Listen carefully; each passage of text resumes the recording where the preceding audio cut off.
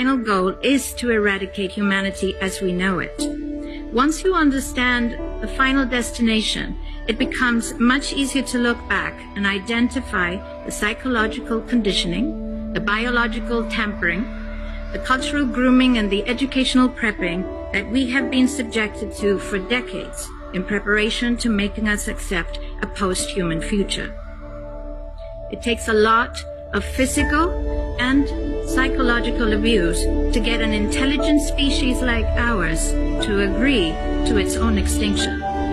Most, if not all, that has transcended in the last 60 years was designed to get us closer to accepting such a dystopian reality. Whether you care to accept it or not, we live in a hyper-controlled matrix where our perception of reality is meticulously planned, managed, and executed in order to control and steer us in whichever direction they wish.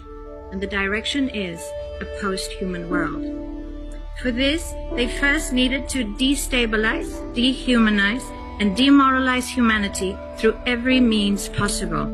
The destruction of the nuclear family, children being indoctrinated by the state, abortion, the eradication of God and spirituality from education, life in megacities and away from nature, toxic food, air and water, social media, replacing real human connection and interaction, engineered financial crisis and taxation, endless wars and massive migration, stress, anxiety, depression, drugs and alcohol, constant fear-mongering, moral relativism as the new religion, and I could go on and on about how humanity has been influenced and forced to move away from all the things that give us strength, security, purpose, and meaning.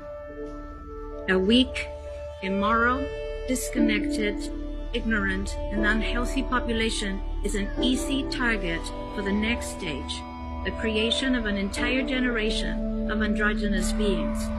Masculinity is under attack psychologically, culturally, and biologically.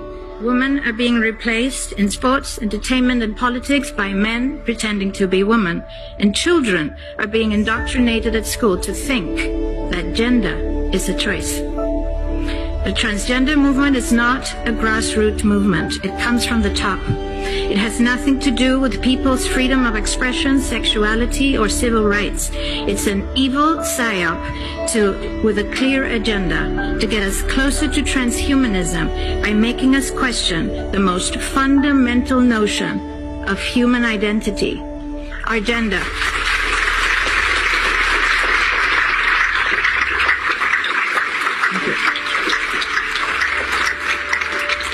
If you don't know who you are, if you already identify as a hybrid between a man and a woman, you will be easily convinced to become a hybrid between human and machine. Gender ideology is the 2 + 2 = 5 from George Orwell's 1984 dystopian novel.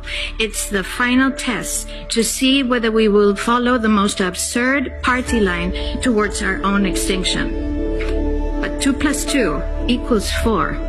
And no matter how you choose to dress, call yourself, or change your physique, will not change that. The sad reality, though, is that in the gaslighting process to get us closer to a post-human future, they have mentally and physically harmed an increasing number of children and young people, and it's only getting worse. This must be stopped.